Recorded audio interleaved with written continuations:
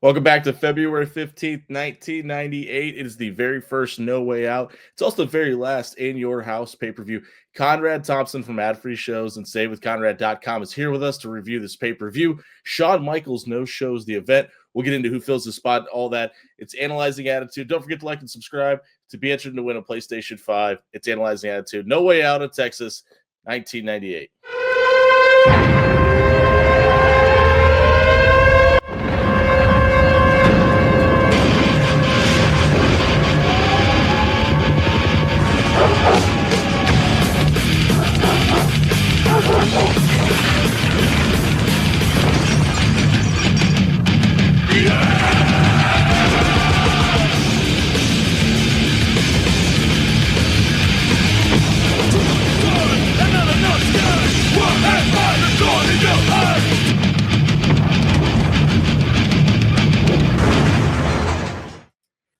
Welcome back into Analyzing Attitude. We appreciate everybody liking and subscribing. Don't forget, if you like and subscribe to the channel, at 1,000 followers, we're going to give away a free PlayStation 5 to one of our first 1,000 followers. It's Jimmy Allen and the good Dr. Mike Swinney. And hey, look who we got with us. Hey, it's Conrad Thompson. Hey, buddy, we really appreciate you joining us. Listen, he stole your gimmick, brother. I know that's my line. I mean, what am I supposed to say if Mike's saying it? I don't know how to do this. Is Conrad, this Conrad, I've been a fan for many years. I've been dying to say that. I'm sorry. Oh no, listen, I'm excited to be on. Thank you guys for being patient with me and allowing the opportunity to talk a little wrestling with you. It got to the point that he texted me and specifically asked, I know you want to, man, but can I say the line? You have no idea how excited he actually was to do that. Hey, this is kind of a very much a B show pay-per-view that we're reviewing, No Way Out of Texas, 1998. But it's a landmark show for a couple of reasons. It's the last time they used the In Your House branding for the pay-per-view, and obviously kind of the end of an era. We know what's going to happen at WrestleMania and issuing in a new era with the Austin era. But this kind of wraps up something that's near and dear to my heart, because we were just talking about this before we hit record. Mike and I are both from Omaha, Nebraska, and the only pay-per-view that Omaha ever got was an In Your House, the one with Shawn Michaels and Diesel as the headliner, with Mad Dog Vachon's leg being put into the equation and all that. But Conrad, do you have any favorite memories from the In Your House era? Is there any one pay-per-view that specifically stands out to you? You know, I'll admit, when In Your House first became a concept, I wasn't watching. So Okay. in 95, I missed it all. And I came back in 96. My first time back would have been, I first rediscovered wrestling in late July 1996. So my first pay-per-view that I remember was August 96. And then that's SummerSlam, of course. But September was the incredible match with Mankind. Yeah. And that's also where they had the ECW dust up at ringside. I was really excited about that and thought it was fun. They followed it up with Buried Alive, and I thought that was kind of cool.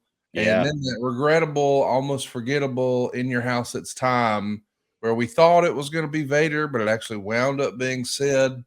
So there was a really good run for 1996 when I got reintroduced back into wrestling. But then even the first one of February 97 is the Chattanooga, Four Corners match, where it's the final four of the Royal Rumble, and Vader got busted open huge. So I thought 97, and when I started watching in 96 through 97, there were a series of really good In Your Houses and a handful of forgettable ones, like In Your House, Taker's Revenge in September. I mean, or April, that was just kind of meh. And then I remember Ground Zero in September being okay, but I wasn't really excited about it. But then, you follow up the next month with Bad Blood, and it's the first Hell in a Cell and Kane's debut. So it had become a little bit of a mixed bag, and I had really high hopes for In Your House to Generation X. I was kind of convinced myself that Ken Shamrock was going to be the next top star, and we know it just never really worked out that way. So I wasn't terribly disappointed that they moved away from the In Your House naming, because even like Bad Blood, with the benefit of hindsight, I think we almost refer to it as that more than In Your House. And because that show became so legendary because of the In Your House or the debut of the Hell in a Cell, I think it was probably time, because there was on some level, just calling it In Your House by 98 made it feel less than, if that makes sense. Yeah, and I think that was the reason they did it, was like, okay, it's not a house show, it's not a Raw, it's kind of important, but it's not one of the big four. And Yes. it feels like by 1998, when you start to see the ratings go up, you start to see the merchandise sale go up. Oh, and by the way, you got this bona fide star, Stone Cold Steve Austin, that's on talk shows and TV Guide and everywhere else. That, hey, we might need to make him feel more important to make this brand feel more important as well. I think you're spot on. And, at that point, the model had sort of been proven out. I think when they first came up with the concept of In Your House in 95, it was like, hey, revenues are down. They're at an all-time low. We want to find a way to, tap into our super hardcore fan base that's going to get every pay-per-view no matter what. But we're so lean, we're running freaking high school gyms. I mean, WCW in 95 was running, house shows with Flair and Sting and others, and they'd have like 200, 300 people. So keeping that in mind, that they went from a $30 price point to a $15 price point, and instead of it being a 3-hour show to a 1.5-hour show, because the price was half, but the time wasn't half. You were still getting 2 hours of content. They were trying to deliver a lot of value in 95. But by February of 98, man, the worm had turned. Wrestling was hot again. WCW was blowing up, and the WWF saw the momentum. I mean, I don't think their pay-per-views were necessarily setting records, but they were selling out by February of 98. Their houses had picked up. They were booking bigger buildings.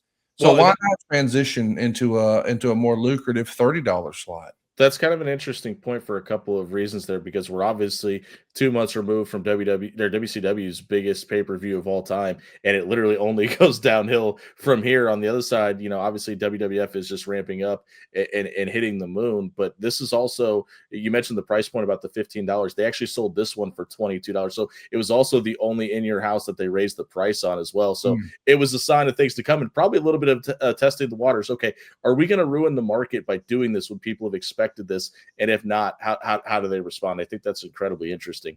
But we open up the show proper with a package, and I love the line about Stone Cold Steve Austin. In the clip, they said, "This renegade would rather spit in the face of the devil than shake the hand of his maker." And just like we're just doubling down on the DTA thing, but also that the reason we've been building up to this, and Stone Cold's teammates tonight have been jumped and then they've been taken out, and Austin hasn't responded.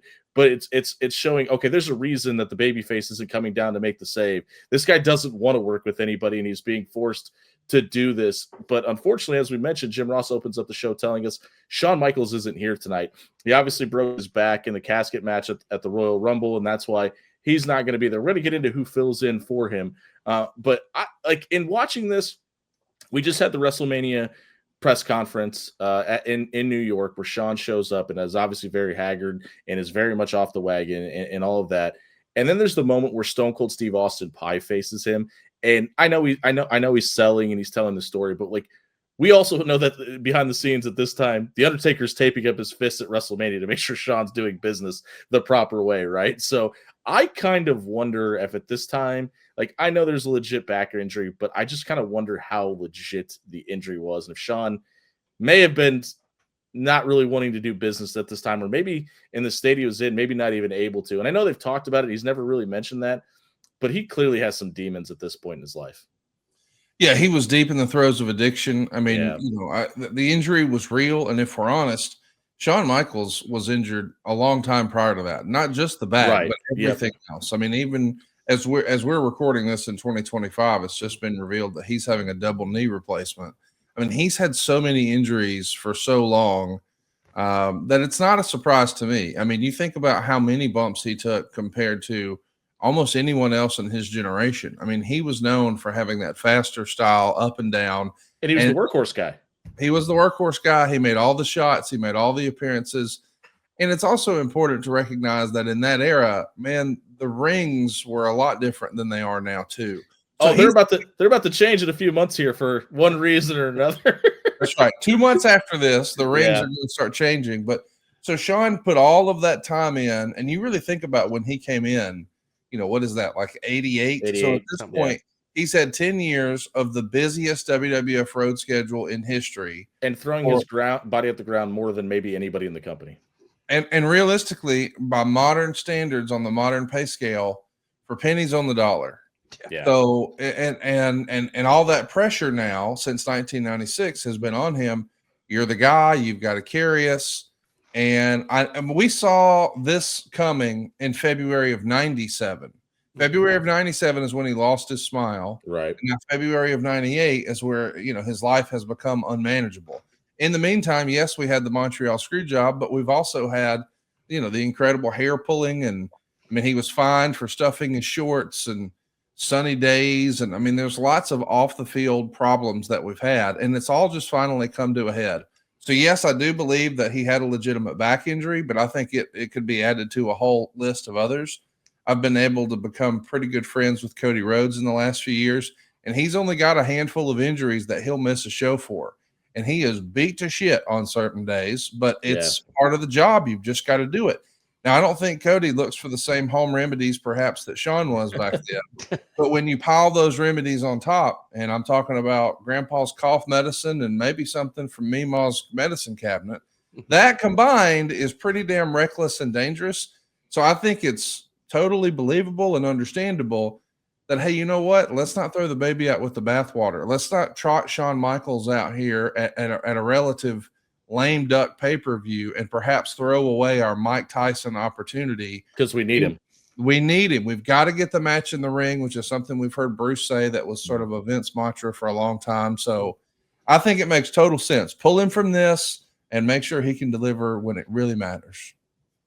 Yeah, and I was wondering too, like he like we just said that he was already like in a kind of self-destructive path before the back injury, and on top of countless injuries on top of that. But the realization for him setting in that he's probably going to be missing what he's been working for his whole life, and that's another boom period where he's at the top of the card, and it's got to be frustrating for him and making things even worse in my mind. And it's a focal point on Raw. They're talking about it right now. We're just 2 weeks removed away from the Outlaws throwing Terry Funk and Mick Foley off the stage in the dumpster. And the reason they're saying they're doing it is for ratings and to make this boom period happen. And if you're going to be here, you got to drive the needle. And obviously the Outlaws are being pushed to the moon right now, and they're in the main event of this pay-per-view. But we're not hiding behind the curtain. Yeah, we're a couple weeks removed from the passe times and good guys versus bad guys speech. But we're putting it on Front Street that, hey, there's a monster down south with a large checkbook, and we've got to be able to compete with it. And these are the guys we got, and these are the horses we're riding to the finish line. And they don't have a problem talking about it and putting it on Front Street. Oh, good, Conrad. No, they're out front about it and the pressure and the expectation, but it's also probably in the back of Shawn's mind. Hey, now we're pushing Mike Tyson. Hey, now we're taking these risks and spending the money. Point. And we're not doing that for me 2 years ago. I didn't have that moment in 1996, and I certainly wasn't offered that moment in 1997. But now this other guy, who I'm sure Shawn thought at the time, quote unquote, couldn't hack it in WCW. Now he's going to come over here and just pick up where I've taken where I've left off, and now he's going to get all the benefit of my hard work.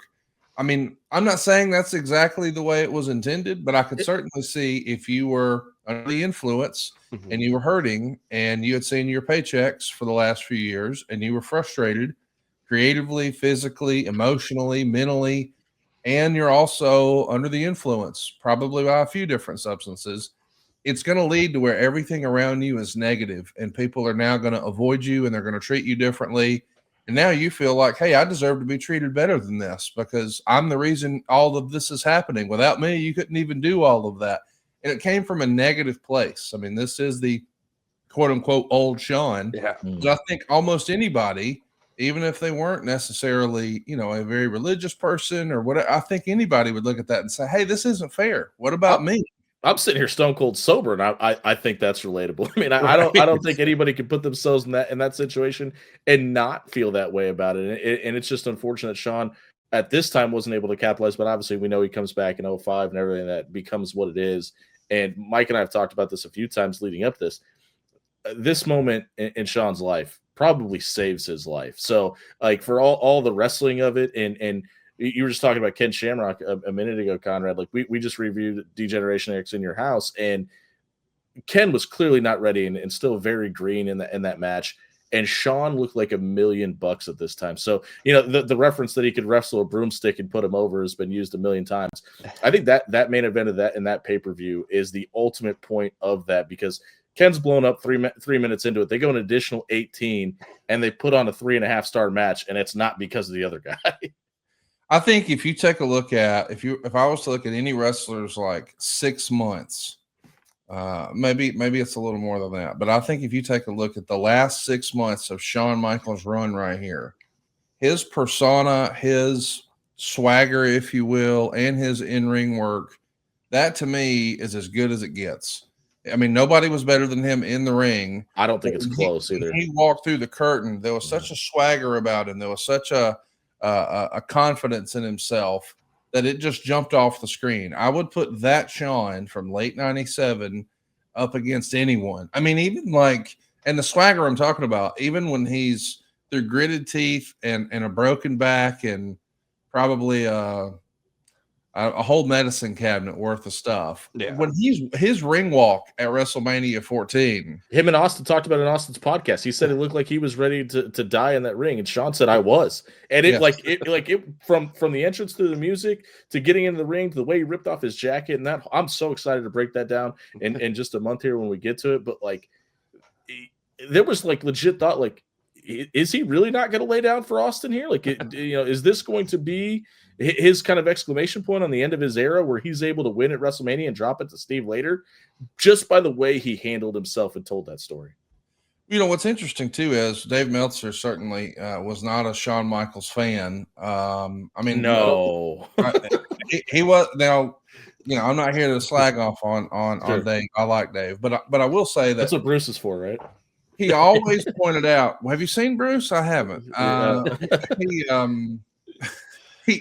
I forget where I was going, but I know that Shawn had earned a reputation, at least in the minds of the Wrestling Observer readers, that he didn't want to drop titles. And you would look back at the Marine incident and the Lost Your Smile, and there was a few other instances. Backflips off top ropes with a bad knee.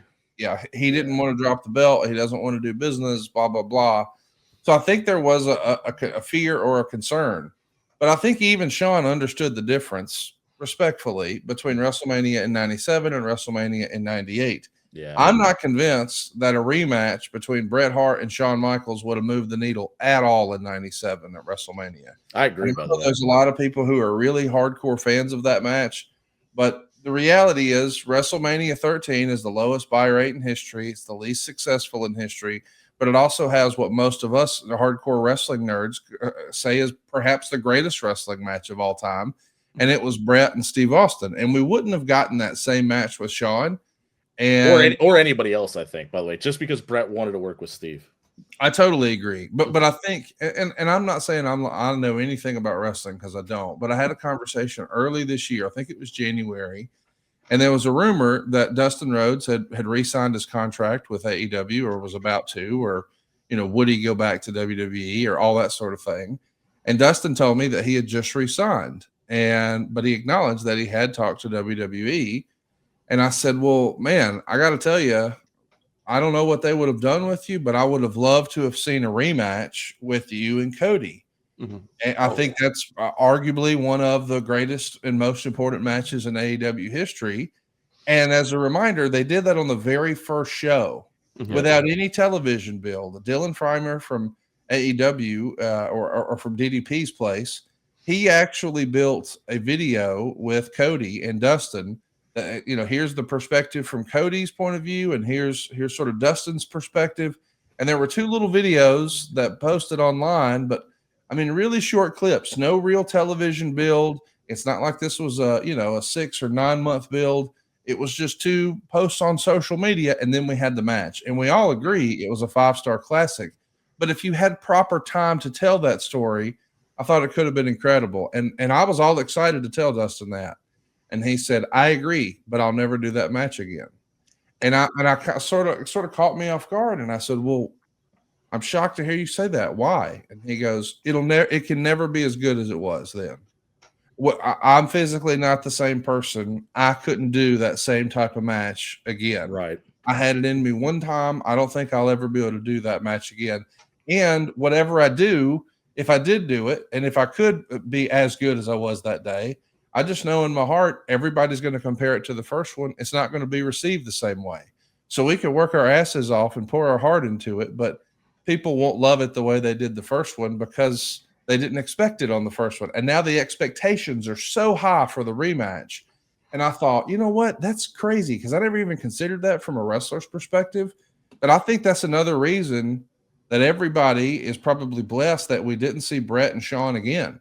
Because you would have so many other people who would say, well, I prefer last year or whatever. It would have been quality, right? But it wouldn't have been the same. And the build wouldn't have been as good because we've seen it so many times. Like we know the end ring would have been 5-star fantastic, but the build to it would have been nowhere near. Let's jump back into the pay-per-view because we've got an interesting open to this. Maybe one of the strangest bedfellow tag teams of all time is about to come out here. The Headbangers are taking on Marc Mero and Maryland Dust. Goldust, speaking of Dustin Runnels, has been dressing up as Marilyn Manson over the last couple of weeks.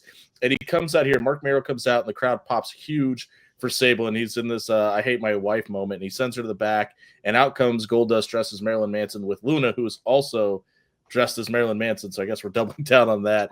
But Marc Mero says there's only enough room for one beautiful lady in the ring. And that's why he tells Sable to get the hell out of here. Because obviously, famously, Luna Vachon, much more attractive than Sable in every other way. But we're also coming off the go-home show on Raw, where the main event of Raw before a pay-per-view was Thrasher versus Goldust. So this apparently is a big deal in the eyes of the people making the decisions backstage.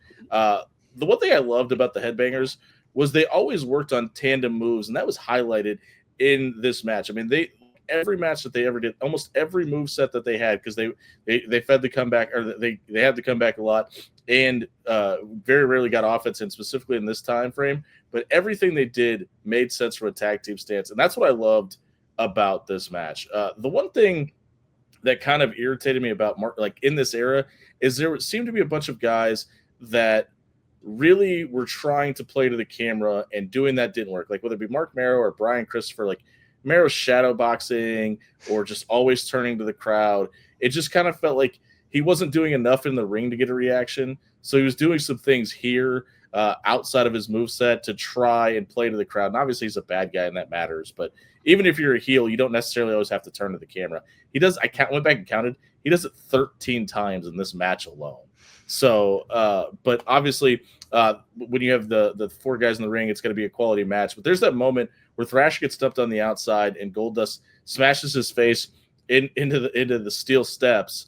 And I don't know if he was trying to get juice then, but they do it again, and he ends up bleeding here. And obviously, blading not outlawed at this time. It was actually probably encouraged during the Attitude Era. But this spot looks incredible. It looks incredible to me. Yeah, and I actually have a question for Conrad on this. I mean, I know overdone blood is a little much in any era, but I do think it does have a place visually. Do you think it's more effective like on a bald guy like Stone Cold or Thrasher? I don't want to compare those two, but you know what I mean. They're both bald, or like somebody like Ric Flair, where you got the blonde hair and it's just eking through and adding more to the drama. I didn't know if you had a take on that or not. It's funny you say that because as you were laying it out and you referenced a bald guy, I immediately thought to myself, well, unless they have blonde hair. Right. Hair, if you have dark hair, it kind of gets lost. Right. I know how this sounds as a white guy from Alabama, but it's like, tattoos on a black guy don't stand out as much as tattoos on a white guy. You're looking for that contrast. Now, I'm saying that as someone who's colorblind. I can't speak for the way everybody sees it. And I don't mean figuratively, like, I don't see color. Yeah. I mean, no, like I have sunglasses that I drive with, so I can tell, hey, is that a red light or a green light? Now, I mean, I know what order they go in, but I'm just saying I'm that level of colorblind. Sure. But with these colorblind correcting glasses, I mean, I get it right every time, that sort of deal. So I do think that it matters. So I think you need to be bald or light hair. If you have dark hair, or even worse, because this happens a lot, if you wear a mask, I kind of don't see the point. Right. Yeah, it's very weird. Yeah, or like putting a Kane at this era in a first blood match. We'll get into that later. Hey, before we move on, I want to say I thought for a long time that Marc Mero deserved much better in this era. And I know that you hated, him playing to the camera. I would go so far as to say that was his idea. He wanted you to hate him, and he's doing whatever he can to be hateable. But I think the marvelous Marc Mero character could have been much bigger and much more successful than it was. We know that things are going to shake out to where Sable gets hot and he sort of takes the back seat. But I really do believe, when you know what a great motivational speaker this guy is now these days, and he's a handsome son of a bitch. And we know that he was a Golden Gloves boxer. And oh, by the way, he can sell. We know that because we've met his wife. Like, this dude's a legitimate badass who's good looking and handsome and in great shape, and he can talk. Like, I think there is an alternate universe where he moves way up the cards. And I would even say that the Headbangers, if they came around 2 years after, so if they would have debuted in '99, I think they would have been much bigger stars. We just talked about that on our last episode. Okay. That's crazy. Well, that's what I wanted to say is I feel like, and I'm not trying to compare anyone's career, but they're about to roll out the Godfather character and they're about to roll out the Val Venus character. And I think timing is everything. If that Headbanger persona was debuted in '99, I think they're remembered much differently. Yeah, those guys could clearly go here, and we see it here. Basically, caveat to what you just said, like, Marc Mero gets Thrasher in the ring, and then Mosh gets the hot tag, and Mosh counters the TKO. And it's like the second largest pop of the night when he gets it, just because it looks so crisp in the ring. And the Headbangers go for the stage dive, and Luna throws Thrasher off, and out comes Sable. And we know this is building to their match at WrestleMania. But Mero and Goldust have to pull the girls apart. Mosh switches place with Thrasher, gets the roll up and on Mero, and the Headbangers win this match. There's a big pull apart between Sable and Goldust, which is we're kind of leading into why these two guys have been interacting with each other to set this up. But this sets up also Marc Mero and Sable versus Luna and Goldust at WrestleMania. But with that being said, everything you just said, Conrad, about Marc Mero should have had more. He was set to, but he gets put behind gets put behind the 8 ball with his wife here, and ends up getting power bombed by his wife because he was supposed to work with Stone Cold Steve Austin, but Austin saw that, went, "Nah, I'm good, man. I was just in the ring with Mike Tyson. I'm not losing to a guy, or even getting in the ring with a guy that's losing to his wife." We move on, and Owen Hart is being interviewed here, and he says he doesn't mind being Stone Cold Steve Austin's partner, but as far as Triple H, just because he's the European champion, Owen Hart doesn't mean that he's done with Hunter. And when he gets into the ring, he's going to bust his legs. Now, obviously, Hunter's coming off a dislocated knee legitimately, but we just keep seeing Owen Hart getting these opportunities with a microphone. He keeps kind of striking out here. This is the 5th time in 7 weeks where he's going to deliver the button on the promo to send away to the commentators or whoever else, and it just kind of falls flat. And we talk about, in this time, building up to the Shawn versus Owen match after the Montreal screw job, and everything that Owen may have been promised and or working towards, maybe not coming to fruition. And as good as he is in the ring, and we know he's a Hart and he's able to deliver in the ring, but at this time frame where you have the Outlaws and The Rock and Stone Cold Steve Austin, Shawn Michaels, Hunter Hearst Helmsley, like, you have all these guys that are A-pluses on the stick, and Owen Hart, who's an A-plus in the ring and obviously beloved backstage, just doesn't seem up with the times on the mic. What did you think of Owen's interviewing skills at this time, Conrad? I never thought his promos were his strong suit. I always preferred him either in a tag team or with a manager. But if we're honest, we didn't ever see a lot of single stories that he could sink his teeth into outside of the feud with his brother Brett. Mm-hmm. And we often saw him positioned as a tag team guy, and he was never the attraction. He was the opponent.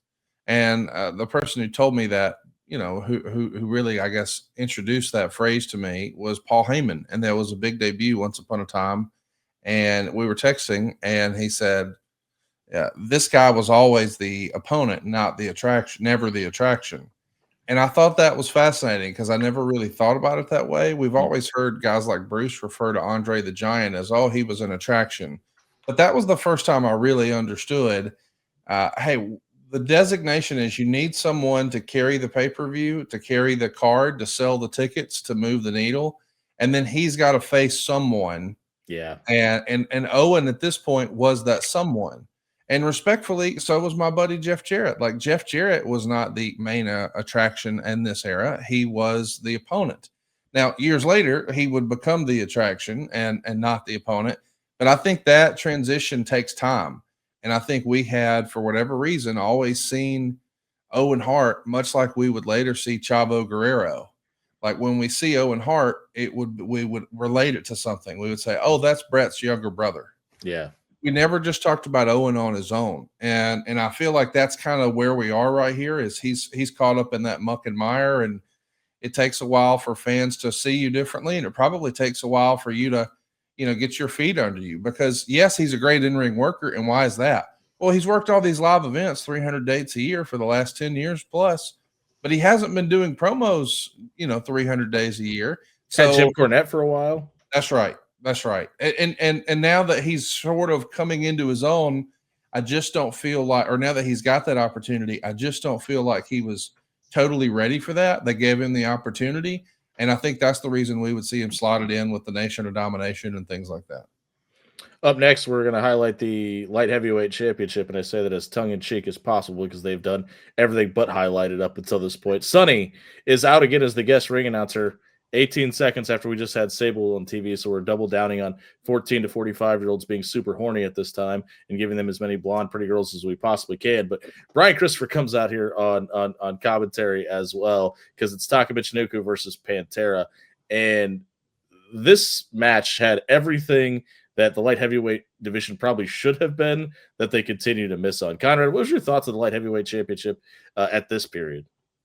They weren't bought in on it. They weren't sold on it. They felt like they needed to have it because someone else, had it and had done it well. And I think there was just an expectation. Hey, this is working for them, so we'll just get one. It's that same line of thinking that, hey, well, Kevin Nash and Scott Hall are hugely successful for WCW. We'll just bring back the Razor and Diesel character here. It's not that easy. They had the secret sauce in WCW. And really what I mean when I say that is they had guys who, well, not even that. They knew how to book it. They had Conan who knew how to get the right guys, to your point. WWE did not have that. But also, too, like we've all heard, and this is something that was just systemic with WWE. Guys like Chris Jericho would come over and they would be told, oh, you're not working our style. You've got to learn the WWE way. WCW did not shove that down people's throats. Right. A Japanese performer, a lucha performer, wherever you are, a Fit Finlay, a Regal, they were given an opportunity to showcase their own style in WCW. And that's one of the reasons we all fell in love with these guys. I'm talking like Rey Mysterio and Juventud and Psychosis and ECW, because they would say, hey, bring all of your styles here. We're gonna provide it all. But when you see WWE saying, hey, we're going to have Brian Christopher here in a competitive match with Taka Michinoku, respectfully, it's like, all right, so you're trying to WWE-ize Taka as opposed to Taka giving you his flavor. Now you want to sort of dumb it down. Like, we want authentic. We don't want, we wanted authentic Mexican. We didn't want Taco Bell. And that's what WWE was offering us. Yeah. At this time, though, what I did like about this match, anyways, going back, is they were completely different. I think they did let them go out there and wrestle their style because we had Pantera, who's, for at least the WWF crowd at this time, is complete unknown. We have Taka, who's barely promoted as their light heavyweight champion, but they just let them go out there and go. And do you think this is kind of like a precursor match to like what we see now, where like later on we'll get like just an easygoing run of the mill finish where it's like, would that really put you down for a 3 count? And these guys are pulling out gigantic power bombs and kicking out at 2 and just really trying to keep the crowd going. Or I felt like half the match like Pantera did this right. But it kind of like that match, especially going back and watching it, reminded me of more of today's product. If you agreed or not, I didn't know if that was the case. Well, I just look at the way it was presented on TV. When WCW presented cruiserweights, and I know that a lot of guys who worked there said that, hey, we didn't feel like we were showcased enough and we weren't given enough opportunity. Well, compare that to the opportunities afforded in the WWE light heavyweight. Like, they at least tried to have some stories, and they at least tried to have, but it feels like this match in particular, the one we're talking about here, this feels kind of thrown together. Right. It was 2 weeks of build. So that's what I mean, is it's like we can't get emotionally invested And some of these guys we would often see for the first time. I remember in this era, they would just throw together, and don't get me wrong, they're fantastic wrestlers. But if you put guys who can do hot moves and innovative matches in front of a crowd that's not emotionally invested, especially when almost every other match, man, we have such a strong knowledge base about their individual characters. Now it's like, hey, I like the guy in the yellow mask. We don't know his name, we don't know his backstory. So, hey, the guy in the yellow mask is doing great stuff. But that's it. Like, that's what he is to us. So if you would have put a gun to my head, and I'm a pretty big wrestling fan, literally and figuratively, I don't know that I would have remembered Pantera's name. Right? Well, it's a good thing you don't, because you never see him again after this evening, by the way. But the one thing I loved about this, you mentioned the WWF style, like you could see how good Taka was at this time, because Pantera is no-selling everything, and it's kind of killing the crowd, like Mike just kind of alluded to. But that's the lucha style, and if you're not used to seeing that, and you just got done seeing the Headbangers bump all over the place, it is very much a contrast of style. But Taka's kind of still working in that quote WWF style, because he's getting his back worked the whole match, and he sets up the Michinoku driver twice and doesn't get it because his back is injured, and he's telling that story. But he finally gets a sweet missile drop kick to the back of the head and hits the Michinoku driver and gets the win. But the thing that we've been doing, and I wonder if it's not the way you worded that, Conrad, I wonder if it's to kind of help with the unknowns of the guys that are in the ring. We keep enthralling Jerry Lawler into this story. And it's been 3 months now of this. But Brian Christopher's, like I said, at ringside with his father, and they said they're going to stop him, and they go to kind of confront Taka Michinoku. He hits the suicide dive over the top rope on the father and son duo. The Lawlers circled the ring, and I thought this was really cool, and I can't remember this happening any other time or prior. Taka actually runs out of the ring to escape the beatdown, and he hops the railing on the hard camera side, and we have this moment where the hard camera has to pan back, and we actually get the side view of basically the entire arena. And I thought it looked really cool. I thought this looked like $1 million. Yeah, I don't remember seeing that view either, but I imagine the reason that they did it is because they didn't have anything else for Jerry to talk about. I mean, not to be funny, but like realistically, yeah. I mean, how can he make people care about something that they've never really seen before? So they probably felt like we need to interject whatever story here we can, even if it's with the announcer. So thankfully, you know, our attitudes on these type of presentations have changed a little bit, or at least there's more opportunities now that WWE is working with AAA. But yeah, I think this is just bad timing more than anything else. Fair. Speaking of timing and times, we cut back to Kevin Kelly, who's with Chainsaw Charlie and Cactus Jack in the WWF AOL room. Kids Google what AOL was. But they don't care who the fourth man is and who's filling in for Shawn Michaels. And that's a theme here. And they're just answering questions online. But just kind of a nothing segment here. The one thing I hated about it, though, is we're 2 weeks removed from them being carted off in ambulances after being thrown off of the stage. And they're just fine here. So, I mean, you got to get the match in the ring, to your point earlier. And maybe the Shawn Michaels of it all kind of screwed this all up. But I mean, we were basically telling people that these guys almost died less than 14 days ago, and now they're just like, hey, ask us a question in an AOL chat. Thanks for being here, guys. It's actually kind of worth the times, because didn't they just officially shut down like the AOL Instant Messenger after all these years, like recently? Yes. RIP. Yeah. We get speaking of more just kind of thrown together matches, we get the Godwinns versus the Quebeckers here. And this match got almost more than a minute and a half more than the light heavyweight title match. This was nothing. It wasn't for a championship. It was nothing but a bunch of stiff shots between 4 large guys. And I mean, you almost go 11 minutes with Henry Godwinn in the ring. Like, I don't know what we were trying to do here. No, I didn't have much on this match. It was just kind of thrown together, and I hate to say it, but the big sticking point was Jacques Rougeau's bald spot that was just kind of flapping in the wind, kind of like very John Cena-esque. Yeah, all due respect to Sting, but it reminded me of WrestleMania 31 when it was just such eye popping for you. But you know that they're pros, but I didn't have much for this match. Yeah, we get a blindside tag on the outside. Phineas gets the roll up. The Godwinns win. The Quebeckers come back in to pose to the crowd, even though they're the bad guys. The Godwinns sneak in and hit them with the buckets. Cool, I guess we're going to continue this.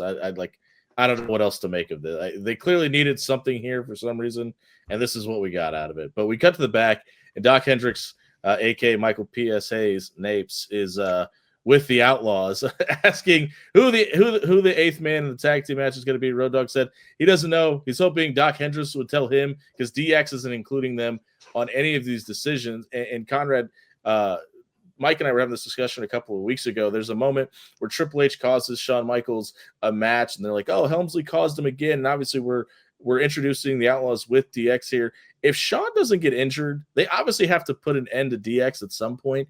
Do you think the thought process was to maybe break up DX, turn Shawn babyface, let Hunter run the faction, and this was all kind of leading up to that at the time? They would have had to have done something like that. The reality is when you're losing Brett as one of your top babyface characters and he's gone, and I know at that era he had certainly been a heel here in America, but he was a babyface to the rest of the world, and historically through his top guy WWF run, Brett was a babyface. Well, if you're going to go with an anti-hero in Stone Cold Steve Austin, you do need a traditional babyface. And I'm not talking about an undead zombie like The Undertaker. I mean, just a white meat babyface. Right. So I do think that the more you're hated, the bigger babyface you'll be. I mean, even now in 2025, I recently saw an interview with Sergeant Slaughter where he said Logan Paul's going to be the biggest babyface in the history of wrestling. Now, right now, a lot of people would say, well, that's hard to wrap your head around. But even Ted DiBiase told Stone Cold when he started to get hot as a heel, hey, when you get over, you're going to stay over and you're going to be the hottest babyface ever. And Austin was kind of turned off by that, thinking, no, I want to be a heel. But that is the way it played out. So I do think eventually, yes, Shawn's going to have to be a babyface, and he does wind up being that babyface by 2002. But that's when he comes back. So it does make sense logically, since that's how they came back in 2002. Yes, I think that would have happened at some point in 98.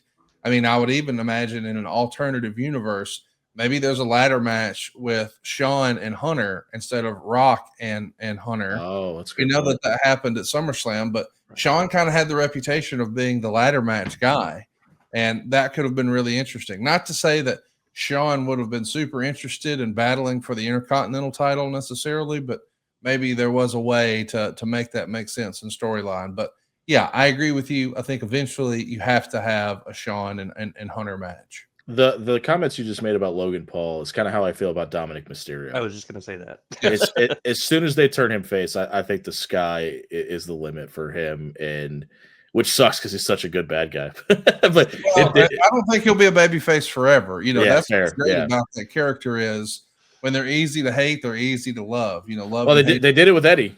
Yes. Yes. You mentioned him a minute ago. Jeff Jarrett in the NWA contingency comes back out. They've been feuding with Bradshaw at this point because Barry Windham had turned on him, and we're getting Bradshaw versus Jeff Jarrett here. And you mentioned it a minute ago, and you hit the nail right on the head. Jeff Jarrett sells his ass off here for Bradshaw. He's flying all around the ring. Now, it probably helps that the big Texan is laying some stiff shots in early, specifically those kicks to the side of the head. But Jarrett gets his shot to the back of the head and lays in a couple of kicks of his own, and they're not exactly missing the receipts from them, if you know what I mean. But Bradshaw's clearly the foil for the NWA. It seems like they were trying to get him over as a legit threat to this group of guys. Do you think it could have been better had he turned on Wyndham and joined the NWA here is my question, because it kind of feels like this crowd has more of an idea who Bradshaw is at this moment versus this other crowd knowing who Barry Windham is, which is really incredible to say out loud in 1998. But that was kind of the reaction I got here from everything that's going on in this ring. I loved this era of Bradshaw and Barry Windham. Like, I know that they were doing the new Blackjack stuff in 97. And I think, man, at a different time, at a different place, that could have been one of the coolest tag teams of all time. You've got two, I don't know the right way to phrase this, but you kind of underestimate how big those guys are. Yeah. They're sneaky big. And I know that you would say, oh, no, well, he looks big on TV. You see JBL even in 2025 now, especially when he's wearing cowboy boots, or I'm sure when he's wearing wrestling boots, those Austin Hall boots that had the lifts in them in the back. Mm-hmm. I'm not saying that he was trying to make himself taller. I'm just saying there's a thicker sole. Didn't really need to. That's it. Yeah. He's already probably 6'7". So now you're like, oh, this is an impossibly large man, but just broad too. I'm talking. Yeah, he's still in football shape here. Yes, his wrists, his knuckles, his hands. He's just a large human being. And Barry Windham is kind of sneaky big like that too, almost like another Billy Gunn style guy. He was very out of shape at this time period, but like even Yes. 6 months ago, like he was still like in pretty prime shape here. And I wonder how much the NWA portion of all this kind of led to him maybe falling out of love with the business. But Bradshaw hits a power bomb here, and we're talking about trying to put guys over. We've been putting over the tennis racket at a la anything to do with Jim Cornette, but Bradshaw helps Cornette in the ring the hard way, and the officials attending to Cornette. Jarrett hits Bradshaw with the tennis racket, and they allow Bradshaw to no-sell this tennis racket shot. And it just kind of feels like he even clears house here, and the NWA comes out, but the Road Warriors come out to make the save here as well. They've gotten zero comeuppance on the Outlaws. They've been basically beaten by everybody over the last 4 weeks, and we're allowing them to come out here and make the save on a guy that they haven't been involved with. It just feels like everything about this pay-per-view is just kind of thrown together. And I don't know how much the main event would change the course of everything, but it kind of feels like it all hinged on that. And I guess we got to build to WrestleMania a little bit. So we're just going to have the Road Warriors come down and save Bradshaw with no build to it. Yeah, that stuff was kind of, just kind of thrown together. But my thing that my hang up on, especially going back and rewatching all these, is that I am digging this NWA group. I mean, like, it's kind of awkward to have Rock and Roll Express, with Cornette. It doesn't look right on paper if you know the history. But Conrad, do you know if like they had big plans for this, or because it fizzles out here real soon? But I thought that what they were doing was a good stable, especially to kind of help protect Jeff and get him to that next level. 3 things I want to say here. I guess number one, I think this is all of the February pay-per-view for as long as I can remember has been a lame duck pay-per-view. Yeah, I mean, even 10 years ago when it was called Fastlane, it's like Royal Rumble sort of charts the course for WrestleMania.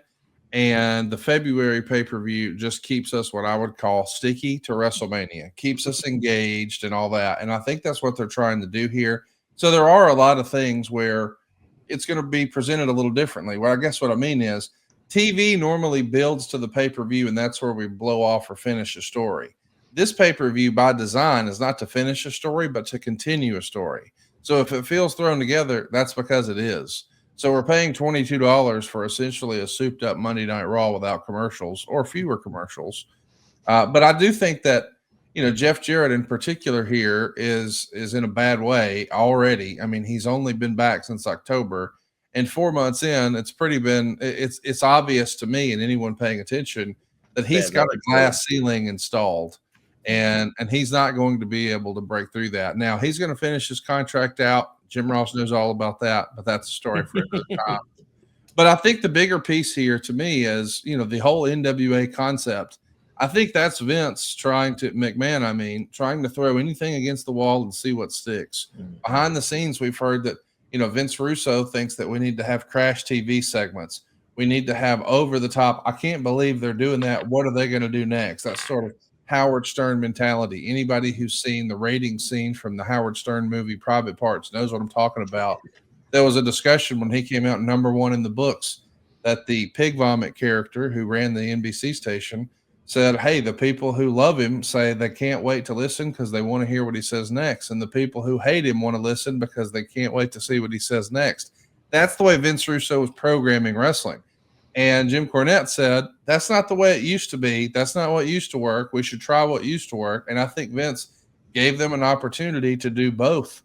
But unfortunately, the cast of characters that Jim Cornette is aligned with, there's a glass ceiling already imposed there. He's trying to make chicken salad out of busted storylines, like the new Blackjacks, like an out of shape Barry Windham, like a Bradshaw who's trying to find his way, like a young upstart in Jeff Jarrett. We're trying to get him going again, but we don't really know. Is he an Aztec warrior? Is he a promo guy? Like, what are we doing here? A country music singer.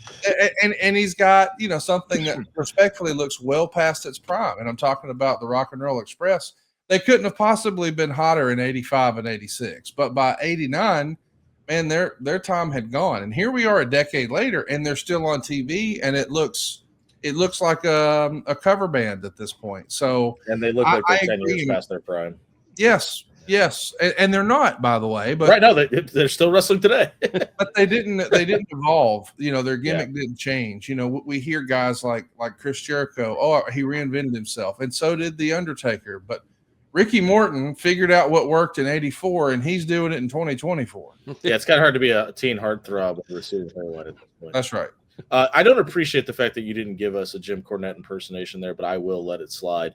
We're on our way to the back again, where Triple H is being interviewed. He says that everybody wants to be a part of DX, and they don't need a fourth man. It's going to be a handicap match tonight. There is no fourth guy on their team, and then we get maybe my favorite Nation of Domination interview of all time. It's every meme of The Rock from 1998 that you'll ever see, with Doc Hendricks interviewing about the deception in the ranks of the Nation of Domination. He says, we're going to talk to the leader, and The Rock grabs the microphone, and he says, it's a good thing you asked, and then Farouk cuts him off and says, you're just begging me to whoop your ass, ain't you? It's hard to pay attention to anything that Farouk says here over the next 3 minutes and 12 seconds, because The Rock is flexing his pecs, doing the Intercontinental Championship title motion, doing the eyebrow, flexing, and it is just pure comedy gold. And this is the stuff that legends are written about, because this is great television. I think this is when The Rock really comes into his own and he gets really comfortable. I mean, if you remember at WrestleMania in '98, he has a sit down the very next month with Jennifer Flowers. Like, we have clearly identified that he can be an interesting character away from the confines of the quote unquote squared circle. And they're going to leverage that in a big way. And I think it's because of him, as JR would say, maximizing his minutes in promos like this. Well, he's also got every piece of charisma ever given to anybody just in his pinky, and that probably helps out a ton as well. Yes. We're on to the War of Attrition match next, which they could not have more amply named this match if they tried, because this has been going on since July of 1996. It is now February of 1998 with the DOA, Los Boricuas, Nation of Domination, gang warfare type thing it's been alluded to. But obviously, we just mentioned there's been some issues within the Nation. They come out and they strike the fist pose, and I could not have loved how more sarcastically The Rock does it here. You mentioned Ken Shamrock a minute ago about the In Your House to Generation X pay-per-view. He gets the second largest pop of the entire night as he comes out here, as he's partnering with Ahmed Johnson, who this is his last appearance on WWF TV, and the DOA. On the other side, you have obviously the Nation. D'Lo and 8-Ball started off here, and Shamrock and D'Lo mix it up a little bit as well after a tag. But Mark Henry gets in, as well as Ahmed Johnson. And the visual of Ahmed Johnson and Mark Henry at this time going face-to-face with each other, we talk about size and Vince loving big guys. I can't imagine that there wasn't a better visual for him in this moment than maybe any other time in wrestling, because they both definitely looked the part, even as out of shape as Ahmed is here at this time. What were your favorite memories about Ahmed Johnson, Conrad? I did think that he had something. There is something with his charisma, but it felt like if it wasn't for bad luck, he'd have no luck at all. I just remember thinking it did feel like he was like a throwback character. Like that character, I think, could have worked in the 70s and the 80s, and certainly it was working here in the 90s. It's hard to imagine that 2 years prior to this, Vince thought, hey, he could potentially be his junkyard dog. He could perhaps be his top star. We know that he has this interesting, $1 million look. He has built in, there's an intimidation factor. There's believability. Like if you see that guy in a bar, you're like, hey, that dude, we need to handle stuff. Yeah. Yeah. And I think that is a big part of it. But as Bruce likes to say, and then the bell rang. I don't think that he was ever going to be able to deliver in the ring, but it wasn't for a lack of trying. Like he was a guy who was willing to put his body on the line. He was doing tope suicidas back before people even were calling it that. And this is a heavyweight wrestler who didn't need to be doing that or have to do that, but he was willing to try, and I appreciated that. I just think this was a case of bad timing. I think if he had come around a few years before or a few years after, things could have shaken out much better for him, but those are the breaks. The guy that I would have loved to see in the WWF in the early '90s, like the start of the new decade, was a guy like Ron Simmons. If he just came in a little bit earlier with the right push, like he clearly a Heisman Trophy finalist, has all the athleticism and the strength in the world. JBL tells us all the time that he's just country strong in all the right ways. But I don't know if he gets enough credit as a seller, because he sells his ass off in this match and just puts everybody over. We know he's a constant professional, but obviously you talk about the believability factor into it. Like if they would have gave Ron Simmons the Ahmed Johnson push, maybe in like 93, 92, I don't know if we're talking about Ron Simmons, like obviously a Hall of Famer and one of the most remembered characters of all time, but like I just feel like they left so much on the table with him, because you kind of have to, because of the incumbent of The Rock coming behind him and the way they built it all in. But I mean, he has everything you want in a top star. Obviously, they used him well in WCW, but this match just, I think, really highlighted just how great he actually was in the ring. No, I totally agree. I think he's criminally underrated. I've always been a fan of Ron Simmons, and I think in an alternate universe, he could have been an even bigger star in the WWF. I totally agree with you. But I know that those were down years. Those were lean years. Those were the era. That was the era where they're drawing hundreds to house shows and live events. And I think he decided to get out of the race car. You know, Bruce has told the story before that he would call him every year trying to get him to make a run, and it just never happened. Mm-hmm. And it's understandable why. I mean, he took advantage of some of the big money opportunities that were there in '94, and I'm sure that, you know, he liked having a little bit of fun with ECW in '94 and '95, but he wasn't on a mainstream national level since he finished up with WCW. But those were lean times and lean years. I think it was September of '94 when he finishes up in WCW, and then he's immediately working with ECW in New Japan. Yeah. So he probably wanted to, you know, stop working in front of really small crowds for very little money and have a better quality of life, not be on the road as much, let some of those injuries heal up, take care of the family life.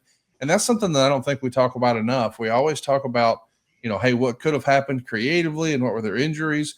And I'm not suggesting there was anything going on in Ron's life, but I'm saying he's been in the wrestling game for a long time, and that puts so much stress on your family, not just with your wife, but with your kids. And if those marriages come to an end, now it's going to put even more stress on your finances. So not only are you working for half a house and perhaps for less money, but now your income is halved, because now, you know, you've got to start all over again. You got to start writing checks every month. I don't pretend to know what's going on in Ron's life, but I'm saying the way that wrestling was back then versus the way it is now are two totally different things. You know, you don't have the guaranteed contracts. You don't have the huge money contracts. And you don't have, back then, you didn't have the quality of life. I mean, guys these days work once a week, twice a week at most.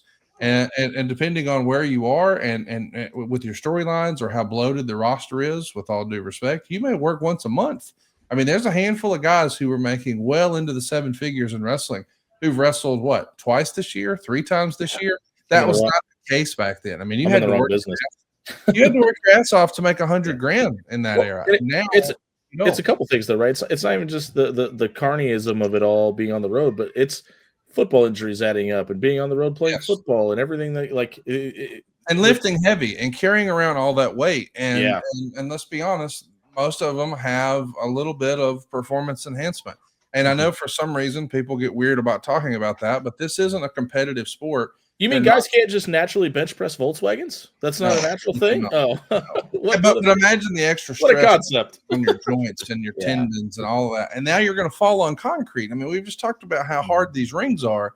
So that really adds up. And it's like, you know what? I want to go home and get in my own bed and snuggle up with my own wife and wake up and make breakfast with my own kids. And I'm tired of being out here hurting for certain and dodging Red Roof Inn to one Red Roof Inn and for less money than you think you deserve. And you just get to a point where you're like, you know what? I think I want to go work for Coca-Cola, because I think that's what Ron did. Yep. And think about that. You're talking about a former world heavyweight champion, our Jackie Robinson of the sport. And he's like, you know what? Coca-Cola is a better deal for me. for him to get to that, there you go. Shout out to Coca-Cola. For him to get to that spot, you know, God bless him, because not only did he do what he needed to do for his family, but he loved it enough to say, okay, I'll try it again. I'm glad we got this second act from Ron Simmons. Well, we're going to talk about Steve Austin here in a minute. He tells the story all the time. I almost quit and went to go drive a forklift at Sears. Yeah. Clearly Coke's in a better spot than Sears is these days. But I mean, it's very similar. But this match ends in a 10-on-10 brawl because, of course, it did. It's been happening for 24 months now. Ken Shamrock hits the belly to belly and gets the ankle lock in the Rock, and the Intercontinental Champion taps out. This sets up the IC Championship match at WrestleMania 14. But we're going to continue the Nation storyline because the Rock gets in the face of Farouk because he felt like that the schmoz with the Nation kind of caused the match. He shoves Farouk. D'Lo tries calming him down. Farouk hits D'Lo, and then the Rock walks out on the Nation. Farouk apologizes to D'Lo, kind of gets the group back in order, tells everybody to get back in the ring in solidarity. They hit the fist pose as well, and they all kind of do it begrudgingly on the way out. So we're going to continue this storyline heading into WrestleMania. But much like Ron Simmons, I'm obviously doing this show from home today. As you can probably hear my children in the background, I'm going to apologize for that ahead of time. I will not be quitting this job to go work for Coca-Cola, though. We just mentioned him a minute ago. Steve Austin is in the back talking, and he said he doesn't care who the fourth man is. It's kind of more of the same stuff from earlier. Kind of weird that we put Stone Cold in this situation, but this is what we have, so this is what we're going with. Another match that comes up here that I feel like we could have got more out of, it's Kane versus Vader. It's very much thrown together, but we got a really cool pre-match video trailer where it's just the monster versus the monster. And I think that's what they're going for. Kane's on the poster of this pay-per-view. This trailer was kind of allude to what we get at WrestleMania 14 for what's to come. I thought this was great. Yes, absolutely. And just the sound effects, the eeriness vibe that they put out. And even for Vader, who's, all due respect, not that big of a deal at this moment in time in wrestling, they're still making this like a monster mash, and I can't say enough for their production team with their promo packages. I mean, Mike, I hate to disagree with you, but Vader comes out and gets a massive pop here. I think people are really digging what he's doing. I don't think he's just being handled well behind the curtain. But Kane comes out and just towers over Vader here, and they've done some weird stuff with Kane over the last couple of weeks. I thought this was great because we know what we're building up to at Mania 14 here. But they let him do the tombstone on Vader where he clearly almost struggled to get him up, and they make sure to get it in a couple more times just to make sure that we're looking like the monster is the legitimate threat that he's supposed to be. There's that moment where Vader fired up out of the corner and clearly punching Kane right in the mask, but Kane clearly didn't appreciate it. It almost had that like Braun Strowman, Brock Lesnar-esque feel to it from a couple of years ago because Leon's laying in some pretty stiff punches, and Vader actually puts Kane down with a stiff clothesline, and Vader hits the moonsault, and they end up on the outside, and Vader gets the fire extinguisher again like he did 2 weeks ago in Raw. Like, I didn't understand why we needed to let Vader hit all these power moves just to go back to kind of a hardcore ha-ha shtick here. But Vader even power bombs Kane, and Paul Bearer gets up on the apron. Kane sits up, hits the choke slam. Kane gets Vader up a lot easier for the tombstone this time, hits it and gets the win. Pretty sloppy match between two professionals, but Kane finds the largest wrench in the world underneath the ring and hits Vader over the head with it. And I get it. They're two massive guys here, and we want to leave Vader laying, but it felt like it would have been more impactful to let Kane leave Vader laying with a tombstone or a choke slam for a threat for what we're going to see at WrestleMania than needing to go get a wrench like this. I mean, the visual was cool and it looked great. I just think for what they were trying to build Kane as, it was just really overkill. I think they were trying to prove that Kane would do whatever it took to inflict damage, that he's this unstoppable monster. I think hitting Vader with the wrench was more about the Undertaker match than it was about this one. The idea being, I think anybody who's been watching wrestling for more than a month knew that the Undertaker is going to come out victorious at WrestleMania. There's no way he's going to lose this. Yeah. So I think you have to say, well, what if he uses all the other gimmicks? What if he hits him with the wrench? What if he throws fire? What if all the silly stuff that we have seen Kane do through the years. At this point, we didn't know yet. We're still trying to establish Kane. I mean, he's only been with us since October of the prior year. So we're trying to establish, how dangerous this guy is and create insurmountable odds for the Undertaker. At this point, Vader is cannon fodder. It's clear that the behind the scenes WWE brass are down on him. And when they get down on a guy, and you can see this even in wrestling today, they're only going to do so much with him, and it kind of is what it is. The die's been cast, And I think Vader deserves a lot of credit for coming out here and breaking out moonsaults and all that. He knows his push is over. He knows it's not coming back. He's got to know in his heart that he's winding down here, but he still wants to show that, hey, I've got value and I need some clips. I need some highlights. I need some photos for the magazines. He's probably already eyeing the door and thinking about how quickly he can get to Japan. And actually, you just answered my question. I was just going to ask, is like, I can't remember what happened to him shortly after this, because he's not with the company much longer, but you kind of hit the nail on the head there. Yeah, he's not with the company much longer because they wanted him to lose weight and they were down on him. They wanted him to be at a certain weight and they felt like that's when he could be his most competitive. Right. And I think he wondered, hey, if I do lose all the weight, what are you going to do with me? I mean, you know, and I understand that, but it's sort of chicken and the egg, you know, from an employer standpoint. It's not a good strategy to say, make me the manager and I'll start showing up on time. Right. Like that's not the way you become the manager. You know, so you run things at SaveItConrad.com. Yes, that is how we run things at SaveItConrad.com. Thanks for the cheap plug there. And I think that Vader was probably just disillusioned with it and felt like, hey, they have no confidence in me. And he's correct. And I know that sometimes from the outside looking in, that looks sour grapes, but it's not, in my opinion. Like, I know for certain that people make an opinion and they form an opinion. And when they know, like, and trust this guy, and they think they can draw money with this guy, or are we going to is it going to be a negotiation? Is he going to be negative? Is he going to be bitching? Is he going to be griping? Like, I know that sort of thing happens. And so when you've got someone who's unhappy, and sometimes it's better if you just part ways and hope you can get a change of circumstance. And it works out that way. Ask Cody Rhodes. I mean, Cody was frustrated and they didn't see any money in Cody. That doesn't mean Cody didn't have value. Cody had to leave and try to prove a point and stick it up all their asses. And he did. Mm-hmm. And I think that's what Vader was probably hoping he could do here as well. Well, we're on to the main event. We kind of already alluded to. Shawn Michaels is not here. And in hindsight, looking back at this, I would have hated this decision, who they replace him with. It ends up being Savio Vega. And I started thinking about this. We kind of talked about this on the last episode, Mike, like who it could have been. I don't think it could have been anybody else. They've been building up the Bariquas kind of as the hired guns for DX over the last couple of weeks. They helped him jump Owen Hart. They helped him jump Stone Cold Steve Austin. They've been hired guns for pay from DX. So it like obviously Savio Vega is never going to draw the ire that Shawn Michaels would for obvious reasons. Right. But from a storyline standpoint, it only made sense for this to be Savio Vega here, and the crowd hates it.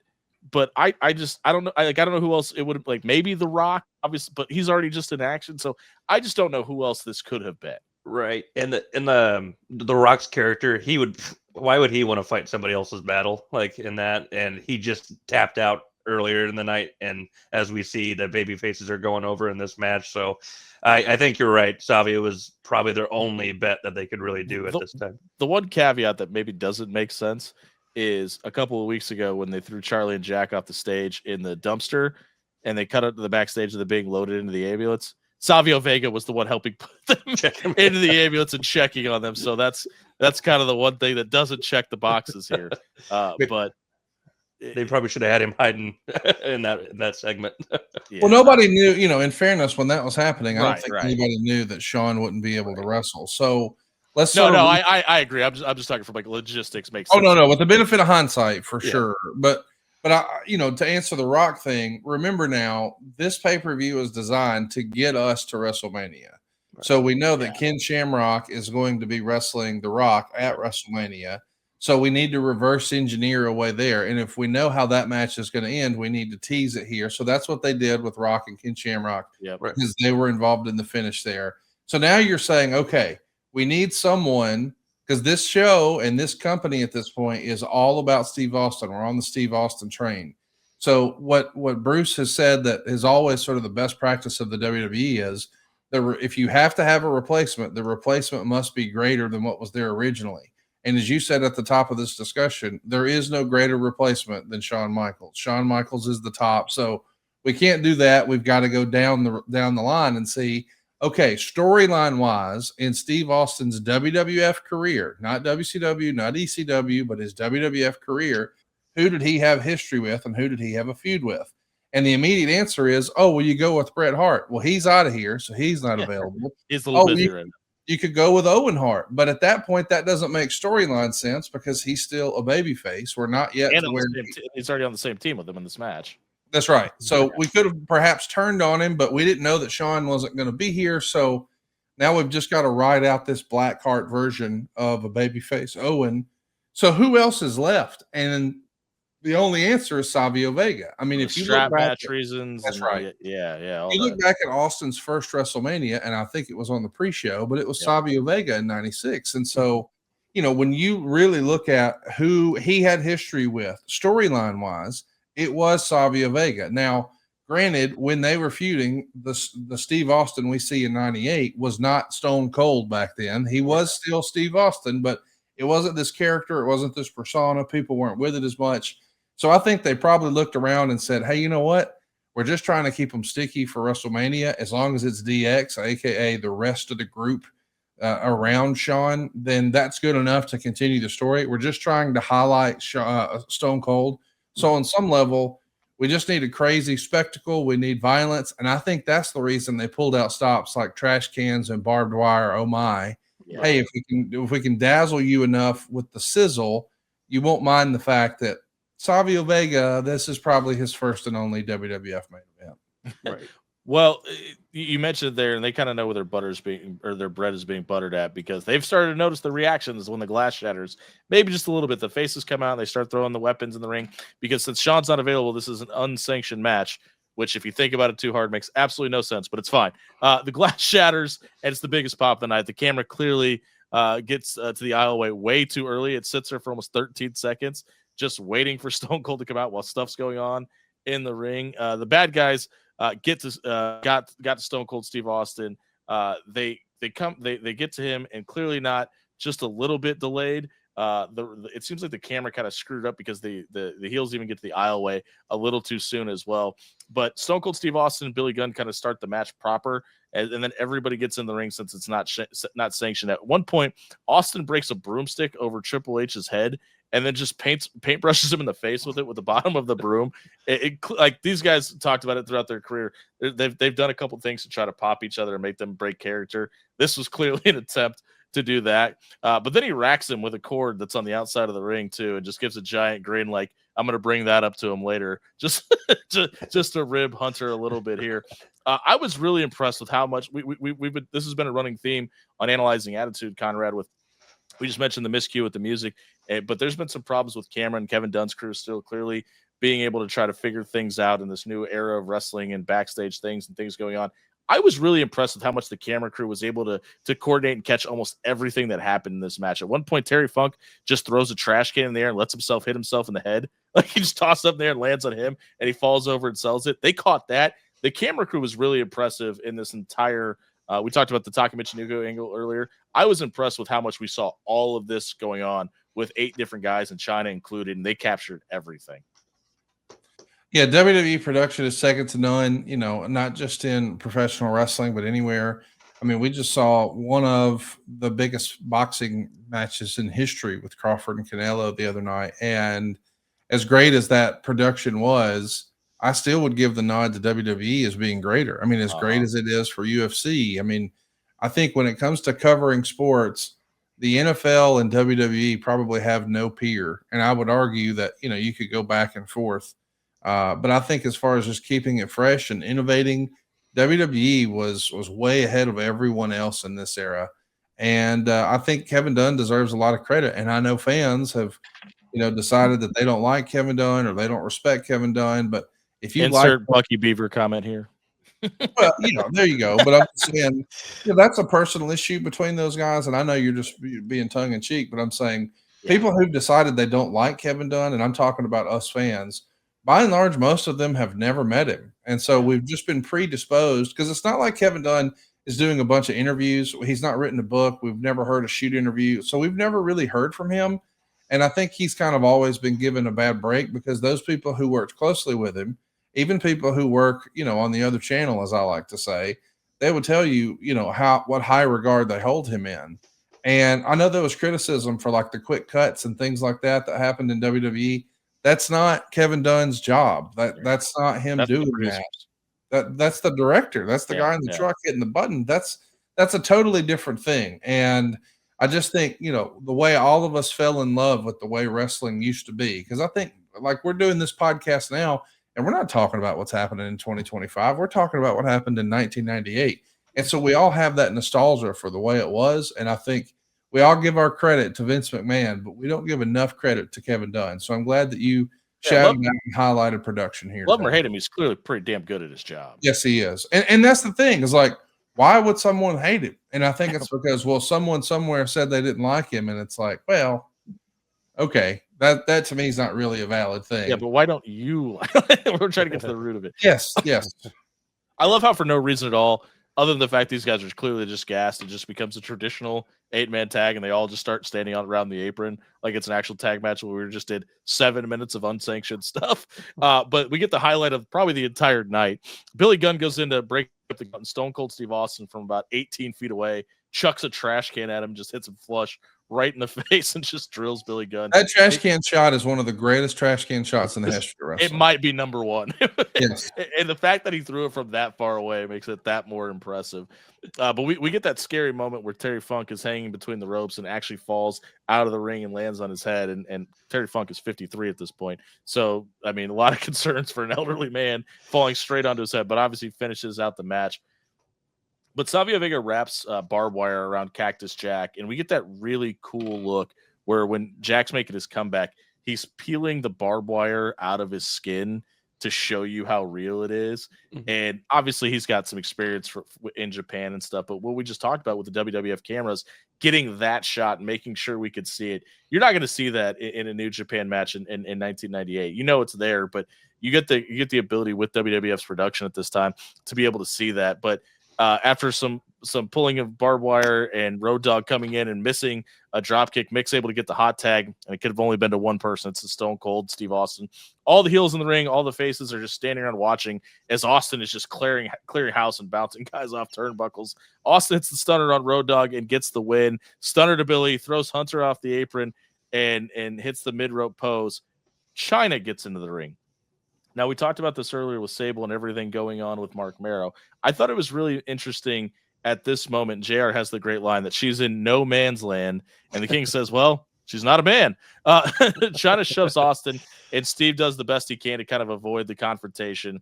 But Chyna doesn't let Austin leave the ring. She pulls him back in the ring, gives him the double birds, and then goes to walk away. And Stone Cold can't let Chyna do what Mike Sweeney did to Conrad Thompson at the beginning of this episode and steal his gimmick.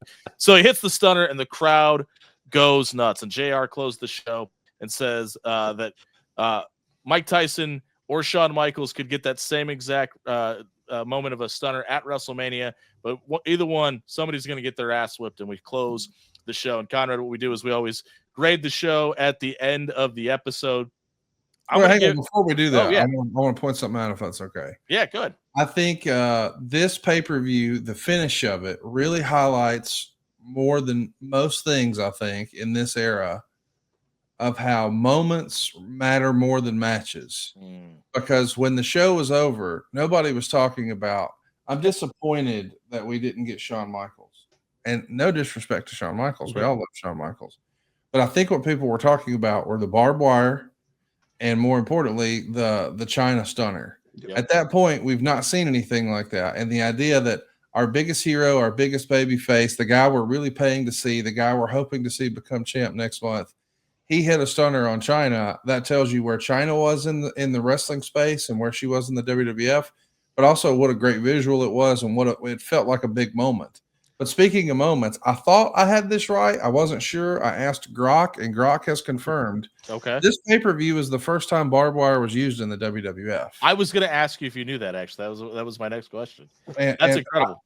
I believe that the story goes, Foley had said, I believe, that the WWF had prop barbed wire. They wanted to use rubber tip barbed wire, and he and Terry Funk were adamant, absolutely not, we're using real barbed wire. Well, 3 weeks ago on Raw, we actually got that infamous promo where Mick Foley's at Beaver Stadium and talking about the death matches between he and Terry Funk in New Japan. They actually show the footage of the stuff that happened for the very first time as well. And these are also the same guys that were willingly thrown off of a stage in a dumpster 2 weeks prior. So the fact that they even hinted the fact they were going to use fake wire is probably laughable.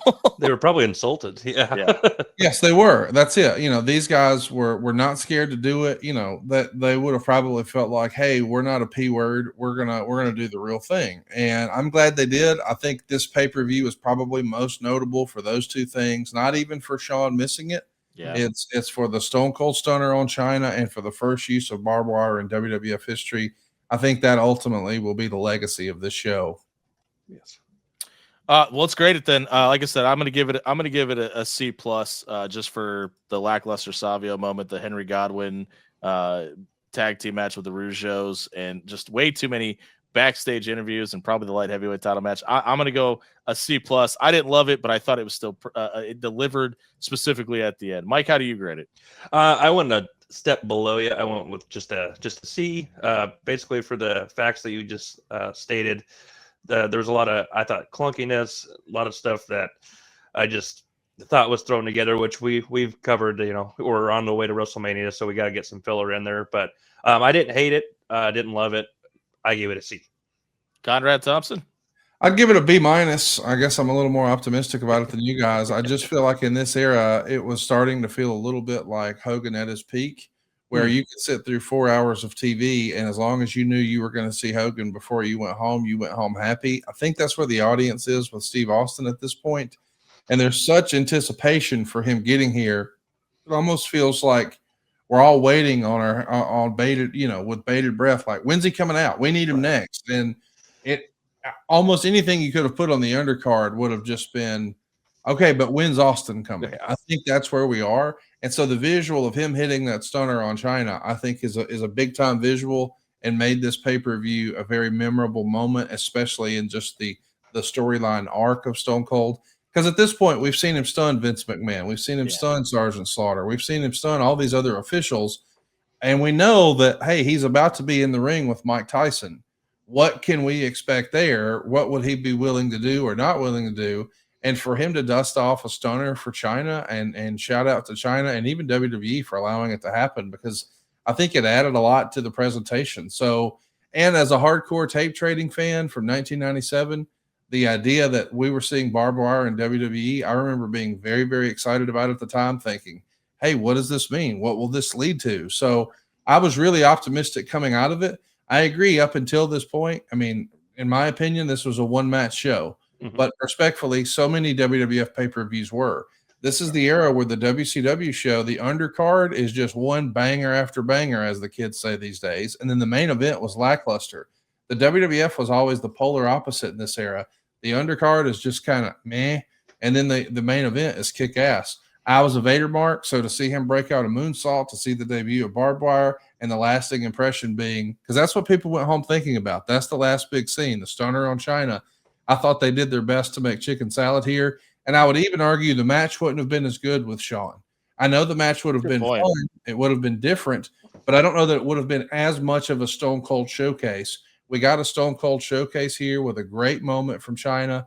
I think it worked out the way it was supposed to. I'll give it a B minus.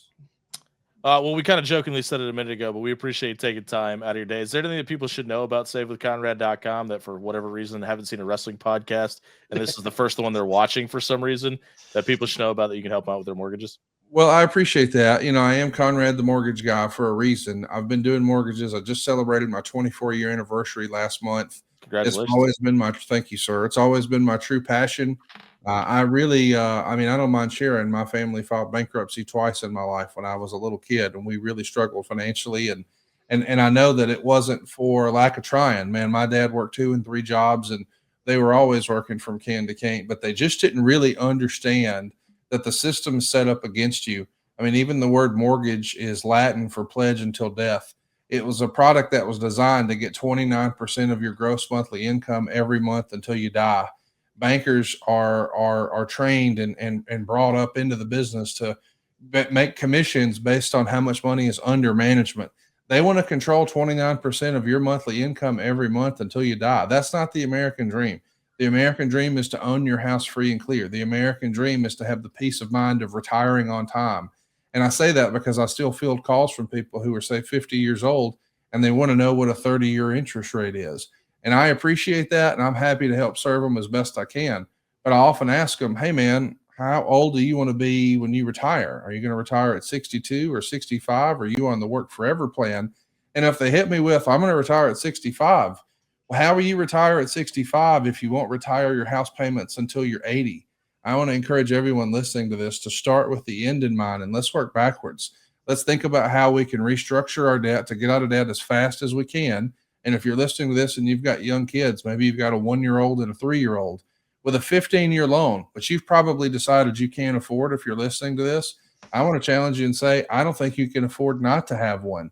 Because with a 15-year loan, by the time your 1-year-old is driving a car, that house will be paid off. By the time your 3-year-old hopes to graduate high school and go to college, that house will be paid off. You'll set your family up for success if you eliminate that long-term debt right now, but you need a plan. So you don't saddle your kids with student loans. So you're not stressing out and trying to get a second mortgage because now you've got to get 2 car payments for kids. Moms and dads have to have a strategy to get out of debt and retire on time and help their kids. And that's really what I help people do. And along the way, I get to talk about wrestling. So I'd love to help you if you're listening and you're thinking, hey, I'm in an apartment, but I'd like to buy a house. I can help you with that. I'm not a traditional banker. I don't say no. I say not yet, but here's how. I'm a big advocate for a plan. You've got to have a plan. And if you don't know how to get a plan, you know me. I want to be your mortgage advisor for life. I've got a great team that's been with me for a long, long time. I'm proud to say my dad is a part of the team. I recruited him into mortgages a few years after I got in. It's changed his life and my family's life just by understanding some of these principles. And we want to share that knowledge with you. No cost, no obligation. And you can get yourself a free quick quote. I'll tell you where you are on your credit report. I'll ask you things like, hey, how much do you want to put down? What is your ideal house payment? And we'll reverse engineer you into the house you really love at a payment you absolutely love with a long-term plan for the family that you love more than anything. That's what we do at SaveWithConrad.com, and I'd be proud to help you. I want to point out that we did not prompt him that was going to happen. He was able to deliver all of that from the cuff. And that's how you know it's genuine and real. Conrad, my friend, I'm glad we were able to finally eventually do this, and we appreciate all you do at adfreeshows.com. And if you're looking to get into the house game and you want to maybe find your forever home, check out SaveWithConrad.com. Thanks, man. This has been Analyzing Attitude. Thank you for rewatching No Way Out 1998 with us. Go out and check out the channel again. Don't forget to like and subscribe. At 1,000 subscribers, we're almost to where we're ad-free shows. We'll eventually get there. But at 1,000 subscribers, we're going to give away a free PlayStation 5. So don't forget to like and subscribe. We'll see you next time. That was just a glimpse into what Analyzing Attitude has to offer. If you liked what you saw here, here's what we suggest next for you. And if you're not down with that, we got 2 words for you. Like and subscribe.